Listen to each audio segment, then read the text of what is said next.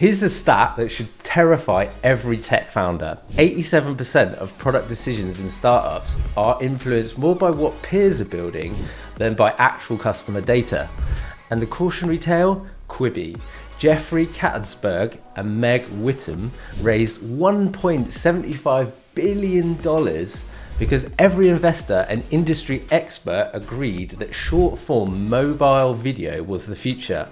18 months later, they shut down. They built what their elite circle validated, not what actual users wanted, confusing social proof with product market fit.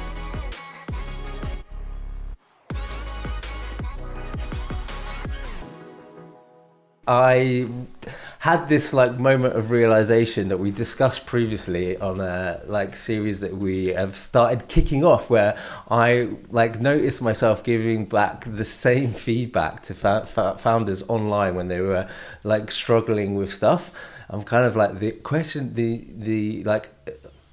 Is someone actually asking you online? Well, some people say, I've got this problem, I've got that problem, and is it product related, the problems? Yeah, they're product related, and I'm always the answers are there, just speak to your customers. And I realise actually that's a really unhelpful thing to say to people. Passive aggressive a little bit. I don't know what you're saying with that. Potentially, yeah. Well, it's not. It is helpful. It's supposed to be genuine. It is true. It is true. But it's more to that, right, than just talking to your customers. Exactly. And so I did a little bit of research, and I was trying to figure out, why is that actually so challenging? Because it's not like people aren't speaking to their customers. We've spoken to one founder, and they've done 1,600 kind of interviews, meetings. Yeah, 900 demos. Yeah. That's crazy. There's a crazy amount. People working hard, and then if we tell them, just speak to your customers, they're just screw you kind of thing. It is pretty passive aggressive, to be fair, yeah. Yeah, it's I am speaking to my bloody customers. So, so I was why is that thing not happening? And then I found this whole bucket load of biases. So that's kind of kicked off a series. And we recently did one episode on core cognitive biases. This episode is going to be about social and group biases. Then upcoming off of the back of that, we're going to look at interview specific biases. We're going to spend some time on memory perception biases, and also look at some more kind of shocking biases. And then our final session of the 6 will be where we start digging into some of the Enneagram's 9 focus of attention, which is really exciting. Yeah, I'm very excited about that one. But I wonder, so basically we're saying is you speaking to your customers, but the biases that exist will prevent you to from understanding actually information or changing the information that you're hearing from your customers, right? That's what we're saying. Yeah, that's exactly it. So the goal of these this series of episodes is to really try and help people have some awareness of these things that we don't consciously see. The bias is there, is kind of hidden, and it's kind of directing our decisions and our outcomes and our beliefs, and we aren't even aware what's actually happening. So yeah, that's the goal, I think, to share these, and hopefully it's helpful. So in today's episode, we're going to kick off with why it's important to be aware of our social and group biases. Then we've got the 9 social group biases that we kind of want to dig into, that are kind of destroying what it is that you're building. And then we'll kick off with 8 strategies to overcome them, with an important caveat. Cool, let's go. Yeah, let's dig in. So your customers don't buy in isolation. They buy in tribes, follow social proof, and make decisions based on what others are doing, not what they actually need. Social biases like groupthink might create an echo chamber that takes you away from innovations. And conformity bias makes your users abandon perfectly good solutions because they don't match what everyone else is using. The bandwagon effect drives features requests that sound logical but actually destroy your user experience. For tech leaders, social and group biases represent both your greatest threat and your most powerful lever. Miss them and you'll build products that technically work but socially fail. Master them and you'll understand why some inferior products dominate markets while superior ones disappear. This category reveals how human social psychology, not technical specifications, determine what technology actually get adopted. It's a very good point, actually, you're making here, Simon. So I remember we recently because some people think they don't actually, like my mom, for instance, she always tells me she doesn't get impacted by group and herd mentality at all. And I think it's because it's a bias. We're not conscious of that, right? Yeah. And we were watching recently amazing interview with Dr. Todd Ross. And he is a researcher, and he sort of like studies human behavior, specifically in groups. And I think he was talking about this amazing, fascinating experiment where they were showing to a group of participants in the test different pictures of people. So basically they were trying to test the most subjective thing that you can test, which is the attractiveness of the other person, right? So they were showing each participant 100 different photos of different people, and were asking them to rate, I think, from 1 to 5, which is 1 is not, don't like them, 5 super amazing. And after each person, they were also showing a fake group rating, right? So for instance, you could see the picture and say, okay, this is a 5, and then they tell you, oh, but the group of people said that was a 3, for instance, right? So then at the end of the exercise, of the research, the person would leave the room and they would come to them and say, oh, you know what, I'm really sorry, we didn't record this. Could you quickly run through the same people again and rate them? And so what they discovered, that person, looking at exactly the same pictures, if the previously group gave that person lower rating than they did, they automatically, on the second run, would lower their own rating. Right. Yeah, amazing. So, and also they were completely oblivious of that when they were asked if the sort of group rating impacted your second time rating. So yeah. I find it absolutely fascinating. Yeah, I love that because it's it just shows you, and also the scenario in which they'd set that up. It's like, oh, we made a mistake. Can you quickly come back? So the participants aren't aware that it's actually part of the test, kind of confirming that happened. Yeah, amazing. Like that, we should actually credit it was Mel Robbins' podcast, so she did run that interview. Yeah, it was absolutely fascinating. We were kind of both mind blown by that conversation. And he, you know what he also said, which fascinated me, was around like the fact that 80% of content online is created just by 10% of creators, and so they are like the most extreme, loudest voices online, and this is kind of like they're the loudest, they're the most extreme, because that's part of the way that the technology's been built for engagement. And you know, the shocking stuff is the stuff that we all are drawn to and have to kind of interact and engage with. But what that gives everyone else there that is just browsing and not actually a creator is that the impression the world is actually like that. And so he had some unbelievable stats around what people kind of thought was the way of the world, having a look from the 10% of creators online to their actual real world beliefs around things that were important. Yeah.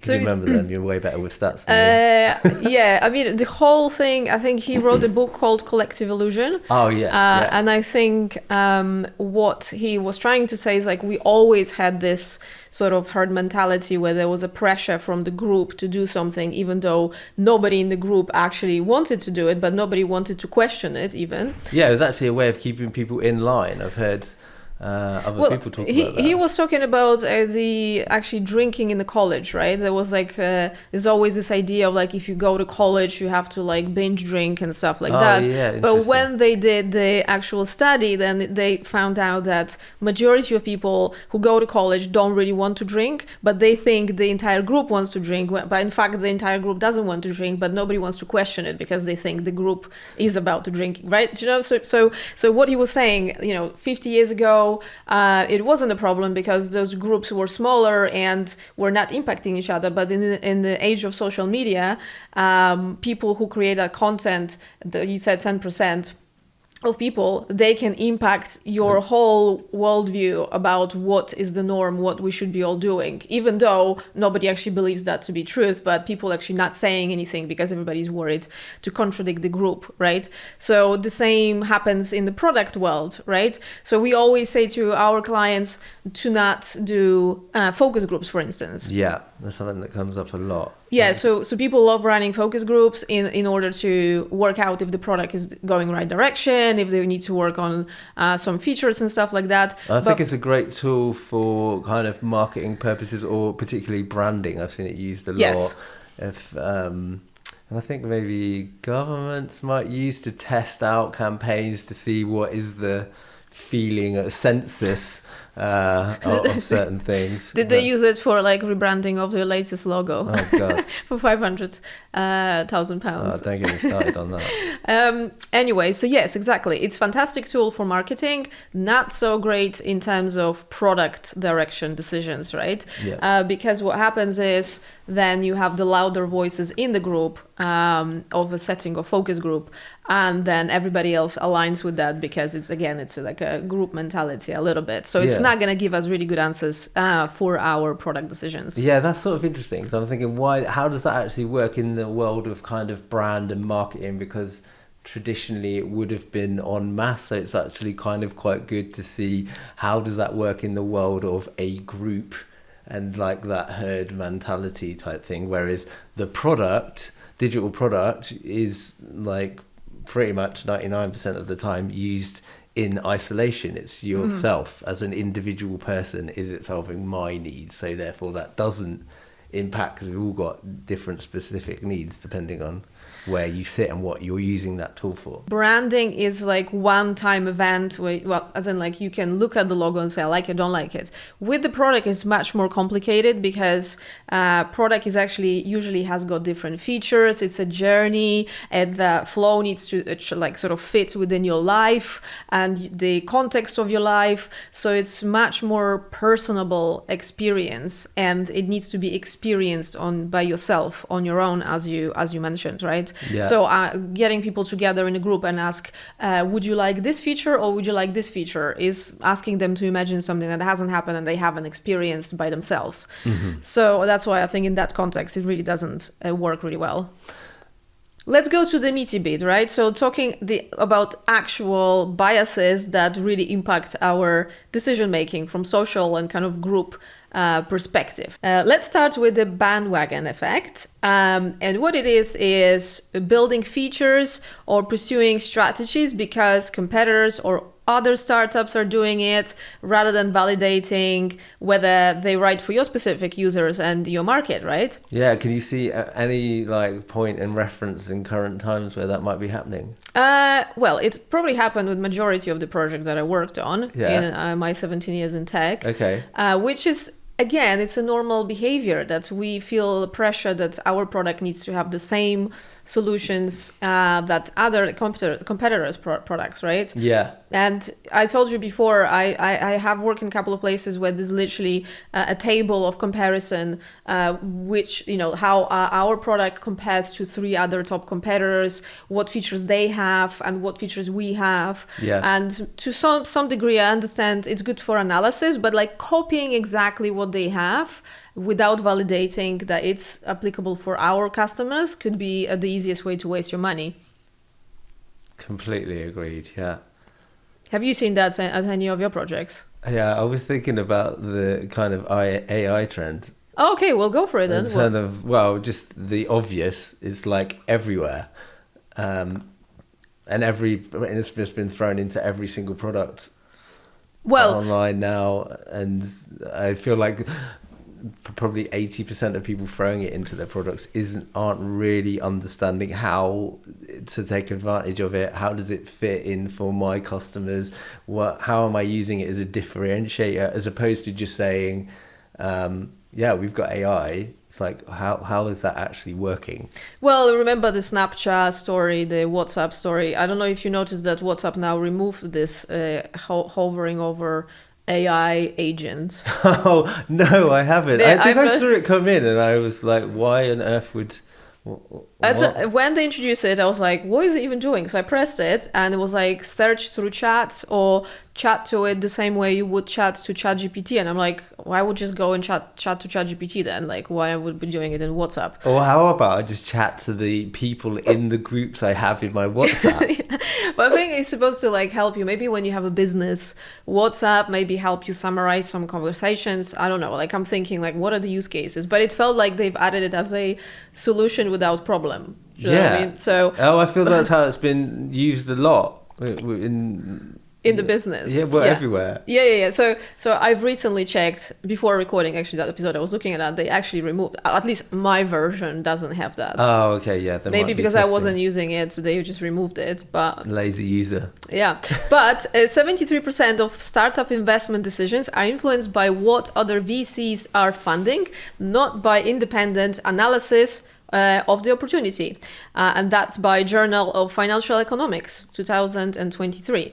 And actually, recently I was reading somewhere that VCs now not even looking at the startups that don't actually have AI. So that's kind of like pushes everyone to one direction. Again, like amplifying this group mentality. Yeah, I wonder if that figure would have crept up since like AI now kind of dominating. We've got like 2 years on from that. But anyway, yeah. So next up is authority bias. So overweighing advice from VCs, accelerators, or expert advisors, even when it kind of like contradicts your actual user data, what your actual user data is kind of like telling you.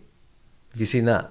Yeah, well, of course, yeah, we see it all the time. I mean, we just said that, right? That VCs are telling everyone to do, well, not telling everyone. They just don't fund startups. They don't have AI, right? So that's kind of like authority element here. Yeah, and I was chatting to one startup a few months back, and they were talking about the kind of panel advisors that they brought on board, and one of them happened to be a like particular specialism within like the wellness space. So then they were moving their kind of fitness app focus from what it was in the particular field, because it's like an athlete that was using that platform, and then trying to bring in this element of wellness. And I was thinking, oh, that's really interesting, because I wonder if it is something that core group of like athletes are particularly asking for. I mean, it makes sense who's not asking for wellness, but I was thinking how much of that decision is coming from the specific advisor brought on board to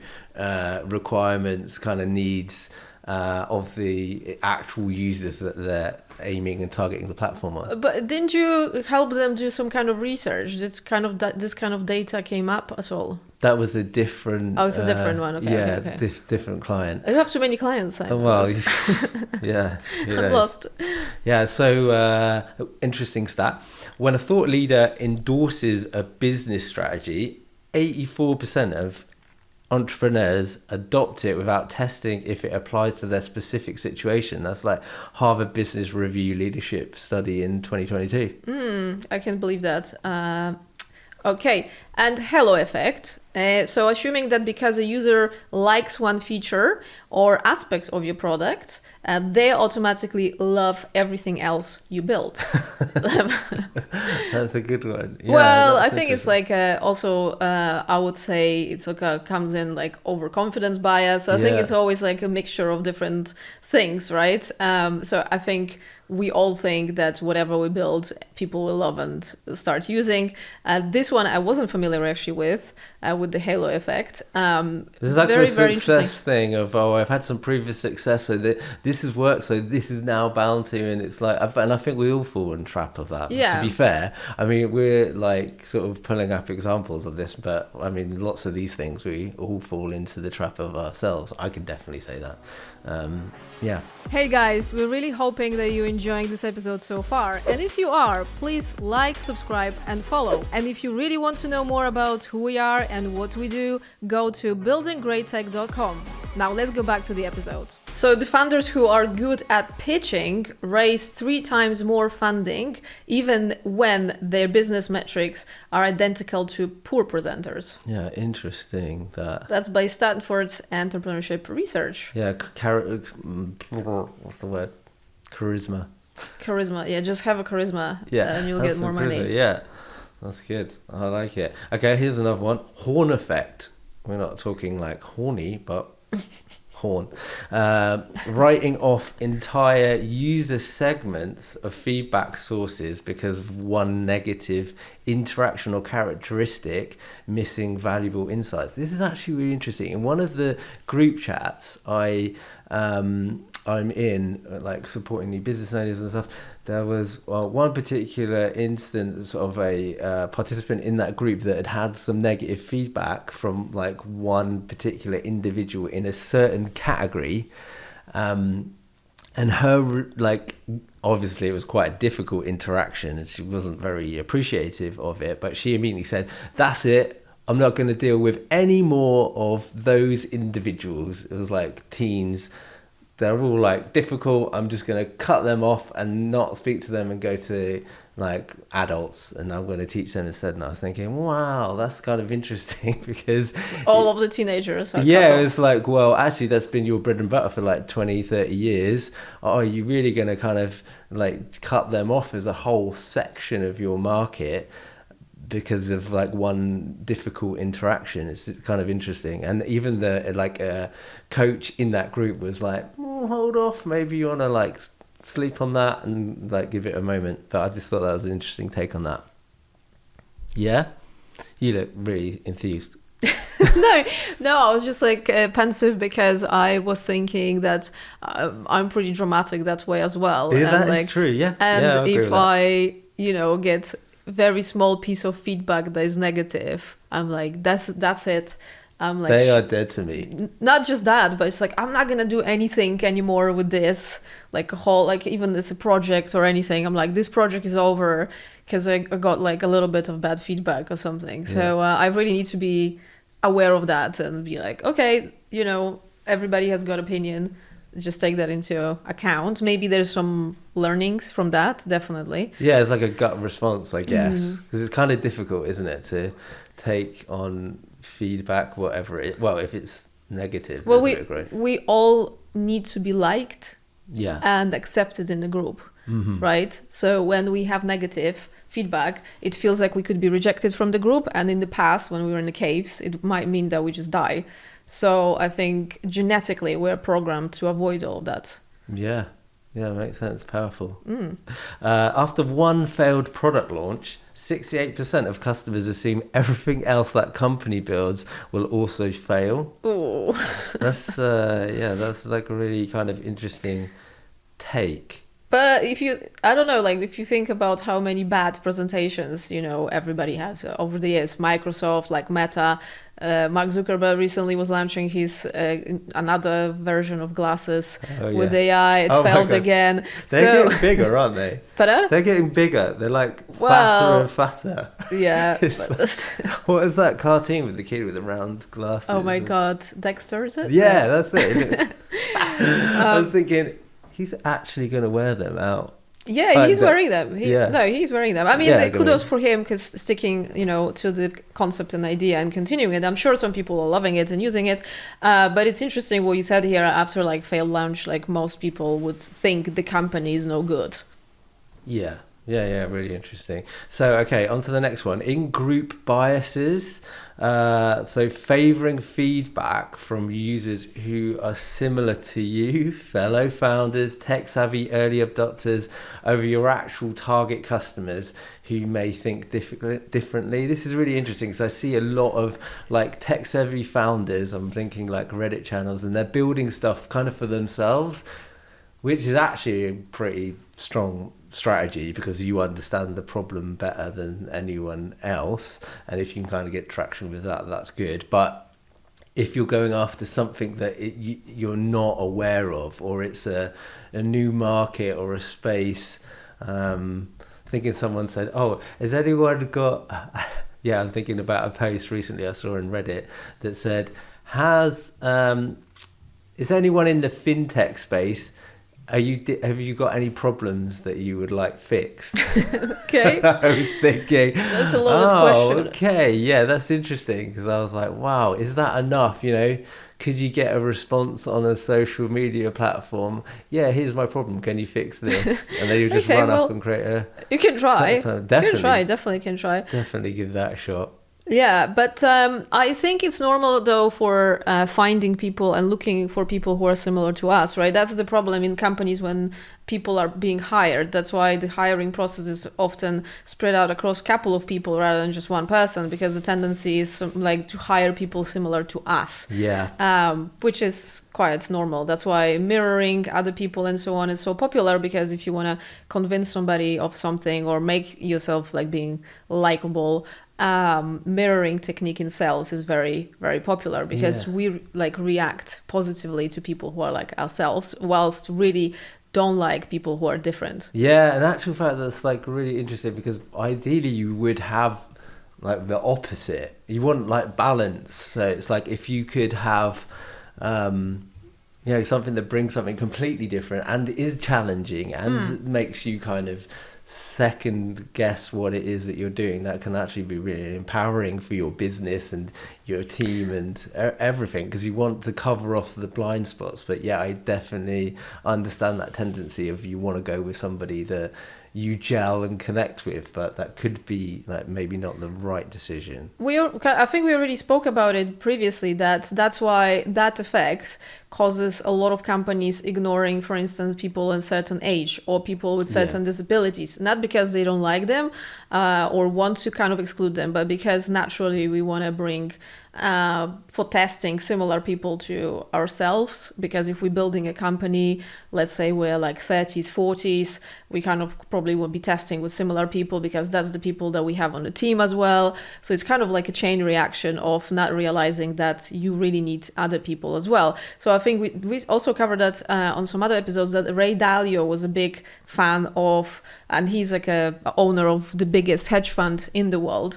And his approach was to bring, whenever he was thinking about something, he would bring somebody specific who is completely of opposite opinion from what he's thinking is the right way of doing something, and listen why they have completely different opinion. Yeah, I forget, what did he call that? A meritocracy. Meritocracy, yeah. So you have like almost trump cards for each of your players and the team, and then they've actually got a specialist skill set. And if that skill set was, relevant to the topic being subject, your comments would have slightly more weight than somebody that was less skilled in that area, which I thought was like really cool. I mean, it would take you a lot to kind of set up and also get people on board to agree to, but yeah, really kind of really powerful. That 87% of startup founders hire from their existing network, creating teams where everyone thinks exactly the same.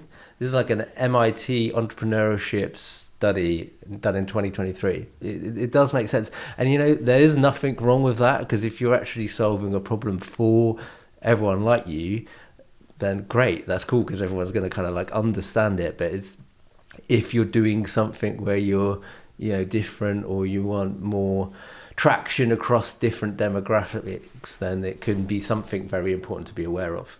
Outgroup homogeneity bias is another one funny to be aware of. Treating all enterprise customers or non-technical users as identical, missing the crucial nuances between different segments within the group.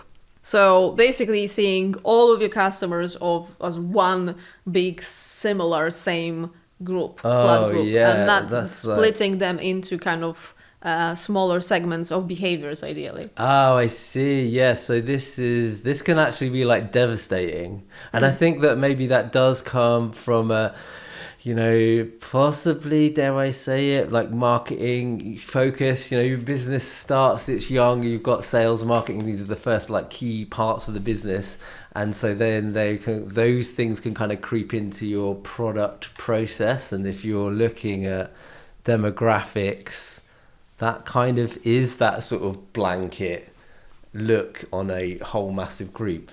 I mean, I saw the opposite of that, because am I understanding that right there, or is that? So I as I understand this bias, which is quite interesting, is that, so let's say you have 20,000 customers and you see all of them as the same behavior, all of the same as the same thing. Yeah, and I think that traps does come when you are like just looking at demographics, really, with that just figure of an age. But everybody's a millennial, or like everybody's in this age group. Yeah, and when that comes to product, that's like absolute nonsense, because like behaviors, patterns, wants, needs, those like challenges can be very different. Like you can have a completely different mindset across like Gen Z in terms of what they want and how they behave. And you know, it's like I'm thinking some group of Gen Z might be really into their health and fitness and so are interested in that stuff, others into gaming.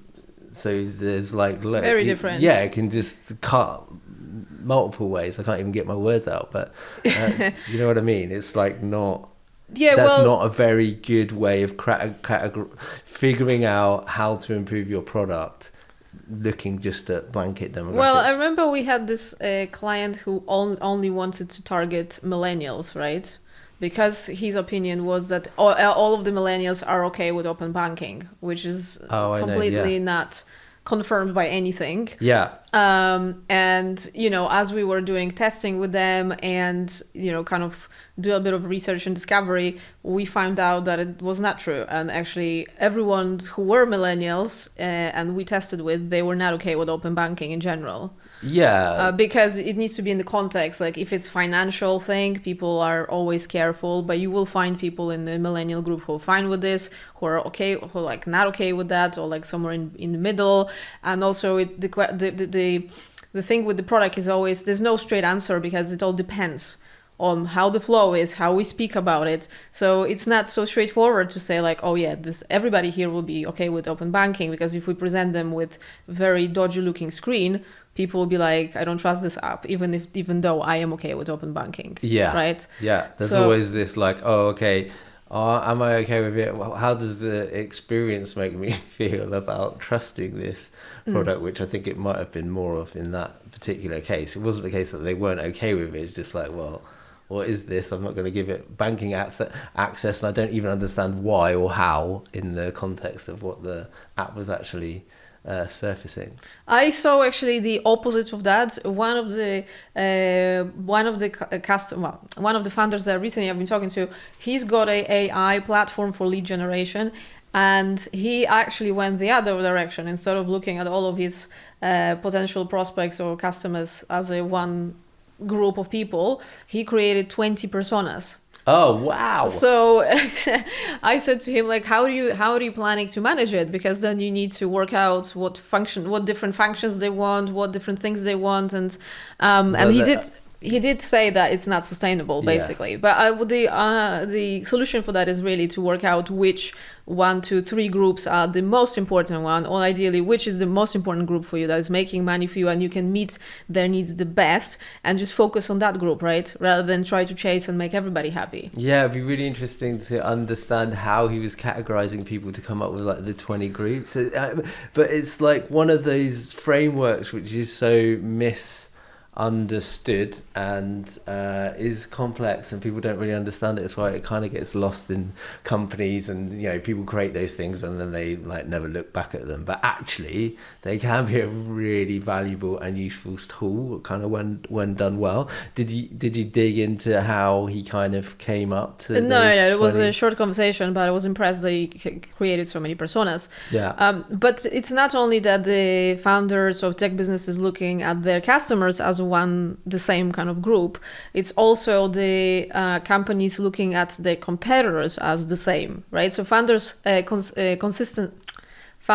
consistently underestimate competitors' diversity, viewing them as identical threats rather than unique market players. Yeah, so that's by Journal of Business Strategy 2022, which is really, really interesting, because we think, oh, if I have a trading platform, all other trading platforms are exactly the same, right? Whilst we should think, okay, what is the unique selling point of this trading platform? What kind of customers they have? What are they good at specifically? Yeah, where are they, like a specific market, you know, the USA, UK, Europe, and then is like, okay, what do those people in that like area have? They might have like specific particular needs. Maybe it's in industry, maybe it's across different sector. So you can like niche down and cut things up and get very specific. But I think you only are able to do that when you have an understanding of what like good looks like, which I think is the difficult thing. Yeah, well, it requires deeper analysis. So if you have a trading platform, let's say there's a trading platform that is aimed at high net worth individuals, it's not going to be the same. And it's no point copying, say, eToro, that is specifically for day traders and social trading, because you can actually look at other people's trades in eToro and copy that trading, right? So that is specifically what is so great about eToro. But if we are building platform for a completely different group of people, there's no point like looking at all of those trading platforms as if they're the same and kind of our competitors in the same way. Next up, we have social desirability bias, and that is when user telling you your product is great in demos, which happens a lot, and in feedback calls because they want to be nice, hiding their real objections and concerns. So basically, social desirability bias is when we are confirming with what we think everybody else would say and to be nice to you and not upset you. Yeah, I've seen this. Yeah, very, very interesting one. My eyes just gone blank. So remember, like we had one client and she was testing her product with somebody who we jumped on the call with to kind of observe how she's doing it. And we straight away knew something was not right because the participant lady, she was super nice. She was so nice. Everything was amazing. She was like loving every form and every button. And we were like, what's going on? Like, it's obviously not, something is not right. Yeah. And then obviously at the end, she told us, the founder told us that was her friend and also investor in the product, right?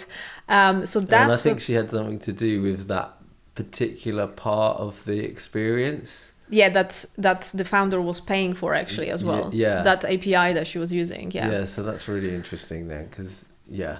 we could kind of see by what was happening on screen and the interactions that they weren't necessarily as easy as what was being verbalized by the participant, and there's like this bit of a kind of disconnect, but we could see that clearly not being so, we weren't really like in it, but between the two of them there obviously was this strong relationship, and they were kind of collaborating beautifully to talk about how great this thing that she was having quite considerable difficulty using was. Yeah, well, it was more like she had you could tell that she had problems understanding stuff, but still she was saying it was amazing. So that's like a red flag. I recently so one of my clients, he was running sessions. So I was doing coaching with them, and he was running sessions with some users, and he said to me after that, one of the participants said that, yeah, he definitely would buy the product. He loved it. But then when he was asked why he loved it and what specifically would make him buy it, he couldn't sort of verbalize that. I think that's a very good question to ask, like why you loving it, why it's so great. Yeah. To kind of like double check if they're not being just very nice. Yeah, that's a great practice anyway, isn't it? To the 5 whys, just why, to really get down to the core of something. So 92% of customer interview responses are influenced by what people think the founder wants to hear, not their true opinions. And that's by Market Research Association from 2023. So that's a big number, 92%. Yeah, almost everyone. That is huge. That's huge. So you really have to make an effort in order to extract what people really think, right? And one of the things we always say to our clients, if they want to run sessions with users, they really need to detach themselves with the product and even say that they didn't build the product, they didn't design the product, they almost have nothing to do with the product, they're just there to get the opinion of the participants. Yeah, like in the research field, it's sort of said like it's not great for designers to be testing their own work because they'll also fall a trap into that. It's not necessarily true, but yeah, you see that repeated. So yeah, I mean that's part of the reason of like why it's just so troublesome, isn't it? That figure 92%. Yeah, because it sounds like the easiest thing ever. Yeah, talk to your customers. Yeah, I am talking to them. I've done like 1,600 interviews, but it really just isn't that. False consensus effect. So this is like another one, but it's like believing that because you and your team see obvious value in a feature, most users must see it too, leading to you like building things that nobody actually wants. I mean, you see that a lot in larger businesses where you've got like a whole team behind the product and you know, developing and building, designing. You get those internal ideas that come up, and everyone, you know, someone in seniority has come up with an idea. You know, they're all nice, everyone wants to kind of be nicey, and then you end up spending a lot of time doing a lot of research just on an idea that somebody has had internally that maybe isn't necessarily founded in what is actually required from your customers.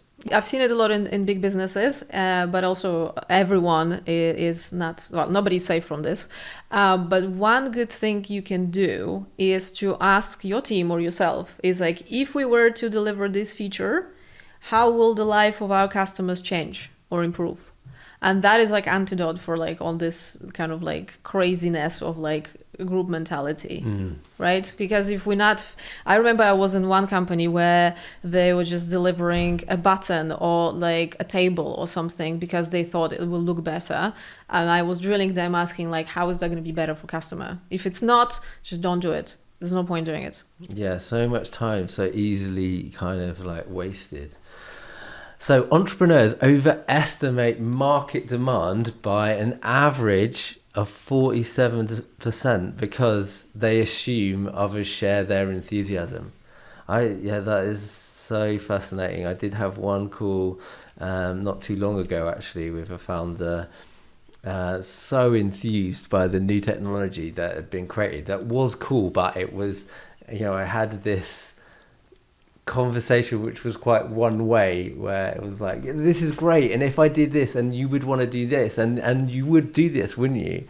And you were kind of just left with no other answer but yeah, I agree. And you're just like pushing into this false consensus, confirming because somebody is so driven and forward in kind of motion with what it is that they're saying, that the only way to sort of move forward is to kind of like agree, and you might not necessarily actually think that in the moment.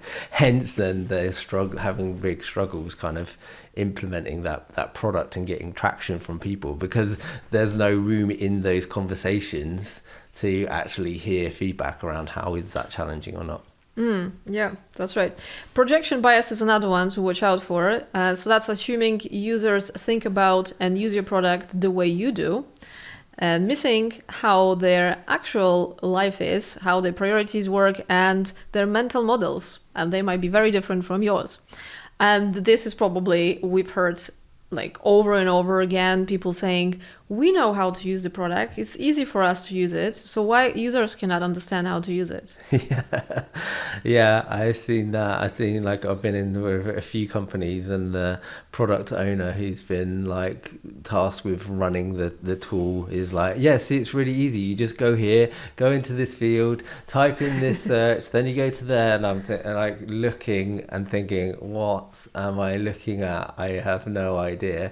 But it's really helpful because then you can see this, and you can see this, and you can see this, and it's like, wow, yeah. Well, because of that, also there are now, I don't remember, I think Lumi is one of the programs where you can actually record how to use a platform. Oh, okay, yeah. And then share it with somebody. I mean, the enterprise internal platforms are well known to be very difficult to use because nobody cares about the internal users, right? Yeah. So I guess tools like Lumi were created so that, let's say you're a new person that I'm onboarding, I'm just gonna record how to use this horrible tool that nobody knows how to Yeah, use. and you know what? I just thought of a classic example of that is like tills. Right. You know, if you go into anywhere and you buy something like coffee shop or something, or you order a sandwich, or like small retailers, and then they have these tills, and it's like you just ordered a coffee, but it's 20 buttons. Oh, I have one coffee. Oh, and you want another one. It's like, oh, have you got any allergies? Oh, I need to go to another button, and I open up this section, and you just think, wow, like, you poor person. And then the time drain on that individual customer and having to kind of click through. Yeah. I think they're getting better. I think my mom in Poland still has got some horrible experiences where they show you some information even on that card reader. So you're doing stuff on the till, on the screen, and then it's like loading, but you don't know that there's a question waiting for you on the actual card reader, where you can't read it because it's really tiny and you don't know it's there. Okay. I've experienced that. I was like, what's going on? There's some really great examples of it as well, actually. There's some great examples. What was that ice cream shop in? In the Charing Cross Road. Yeah, Charing Cross. That was amazing. That was such a great experience. What was that? I don't remember, like ice cream. Some Italian ice cream. I loved it. Italian ice cream was really good. Big, full screen, massive, like, beautiful, big touch areas to kind of interact with, and it had the screen, and it was very clearly laid out. I think Leon actually did a really good job with their kind of, and McDonald's, to be honest with you. Yeah, I thought it was really good. I don't ever buy a McDonald's. So well, I like their apple pie, so I sometimes buy it in Poland. So I thought the interface was good, but again, this is consumer facing. Yeah. If you look at the internal users, like if you work in the big company and you have some internal tools, those are like nightmare to be using. But yeah, I'm sure people who created those tools thought it was very easy to use, as long as you remember the exact order on things that you need to click around. Yeah. Well, so 81% of product features are built based on what founders personally want, not what customers actually need. That's by Product Management Institute 2023. 81% of features built by what founders personally want. That's crazy. Yeah, that's massive. That's aligned with that other fact of features being built and actually never used. It's a similar. Oh, this probably aligns. Yeah, that's why. I think it is. Yeah. So, I'm not sure where that is. I'm not sure where that starts from, but I've seen that around. That was Pando research. Oh yes, yeah. 80% of all features built are never already used, but that aligns with this. It's literally exactly the same. Yeah. Why is that? Oh, because it was on someone's opinion. So anyway, the takeaway from this is like you have like 9 biases that actually make it almost, if you think about it, it makes it almost impossible to create a product that is objective, takes into account actual customer needs, removes our personal biases, and overall meets the product market fit. Okay, so how on earth do we overcome all of these things? Because they are obviously crippling. How do we kind of bring sight, make awareness of them, and kind of put them to one side and make sure that whatever we're doing is actually delivering? First up is this framework that I do actually love, Jobs to be Done, developed by Clayton Christensen, Harvard Business School. And this focuses on interviews, right? And it's like on the job users are hiring your product to do. So rather than asking if you like this feature, it kind of is designed to uncover true motivations behind the behavior, and not just polite responses. So I think that this kind of brings back to a core fundamental of what a digital product is supposed to do. It's actually the key goal is to overcome a real world problem with technology. So this is bringing the focus of those interviews back into the customer's problem. What is the job that you want this thing to do for you? Yeah. Yeah, I agree. Yeah, you do agree. Okay, I agree. It's a great approach. This is what we do all the time. Whenever we test products. When you're quiet. No, I'm just waiting. Like, sounds. Yeah, second up, the mum test by Rob Fitzpatrick. Again, similar, like ask about past behaviors, specific problems, never about like the opinions on your product or future intentions. Questions like, what was the last time you faced X problem over, would you use this feature? You know, again, getting into the specifics of actual behaviors that people have done, always kind of refer back to what did you actually do when you were like in an interview. Another way of removing your biases from the process is use silent observation. So that's a user research strategy that is practiced by Nielsen Norman Group, who I absolutely love. Amazing. It's all about watching users interact with your product without explaining anything. So record where they get confused, stuck, or abandon your journey altogether. So then again, it's all about the behavior that reveals truth rather than sort of kind of opinions and stuff like that. Yeah, that's a great approach. I mean, which we also use. Yeah, you can't go wrong with that. Okay. Really. Another way of doing it is using cohort analysis and retention curves. That was popularized by Andrew Chen from A16Z and Lenny Rashitsky. Track specific user cohorts over time to see what actually predicts retention, not what user claim matters to them. Let, again, behavior patterns reveal the truth. Yeah, great. Love that. And another one, pre-mortem, so designed by the psychologist Gary Klein. Before building a feature, like assume that it completely failed, to get the team to kind of write down all the reasons why, and this kind of surfaces groupthink and hidden concerns before like wasting any resources building anything. Another way from like overcoming these social and group biases is diverse user panels, which is like a standard practice in behavioral research. So this is where we like intentionally recruit users who are not like you. So from different industries with different levels of like tech savviness, demographics, different user cases, and this kind of like helps force confrontation from perspectives that are like outside of your group. Another great way is asking 5 whys. So that was developed by Sakichi Toyota, so from actually Toyota Production Systems. Now, this is what we mentioned earlier, right? That's right. Yeah. So when users give you a surface reason like, oh, the UX needs work or design needs work, we can ask why 5 times. I mean, not in a row, obviously. You're not going to say why. But you say why, they give you a reason, then you ask again why. So you go deeper and deeper. So that way you reach to the actual cause, the root cause of what they were thinking. So that moves us past social desirability to real kind of blockers. Yeah, that's a real great one, because I've seen founders on Reddit saying, oh yeah, I was told that the UX needs work, and I think there's a similar kind of piece of helpful advice, like speak to your customers. It's like, what does that mean? What specifically, how, why? And asking those 5 whys will help you get to the bottom of that. I love that. Another way that you can remove biases from your process, which we use actually with all of our clients, is combining qualitative and quantitative research methodologies together.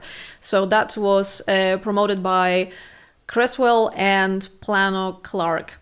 And it basically is all about never trusting a single data source. So for instance, looking at your analytics and just making a decision based on that could be very misleading. So the best way is to combine what users say through the interviews with what they do, analytics or their behavior on your platform. Yeah, that's true. That's like such an important thing, because people just get so lost on the quantitative stuff, right? The what is happening, rather than they get lost on the qualitative stuff. So the what is happening, because you've got all of these analytics and different dashboards, so it can be really seductive, because it feels like, oh, I have an idea of what's happening. Yeah, let's jump to a solution quickly. Yeah, but it actually doesn't really tell you why those things, which is what the qualitative bit does. But the qualitative bit is that really messy, difficult psychology, human behavior stuff. This is what this whole bias thing is like. how do you actually make that stuff and like actionable and tangible, and bring those two together is the powerhouse of understanding your data.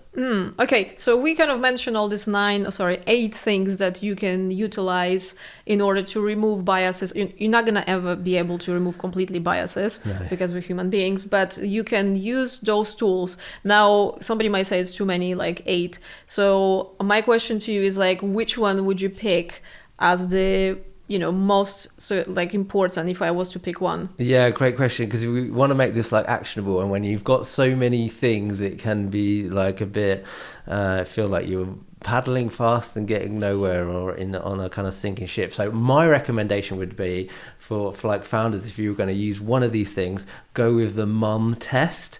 I think it's like easier to pick up and run with, and this is like because these other strategies like require kind of data and observations, but if you're like asking the wrong questions, all of that like data is kind of like could be poised around like your social desirability biases and like false consensus. So like the fixed questions, everything else becomes exponentially more valuable. So if you use the framework of the mum test to align your questions, that's going to help you. So let's just quickly remind you on that. It's like asking about past behavior and specific problems, never about their opinions on your product.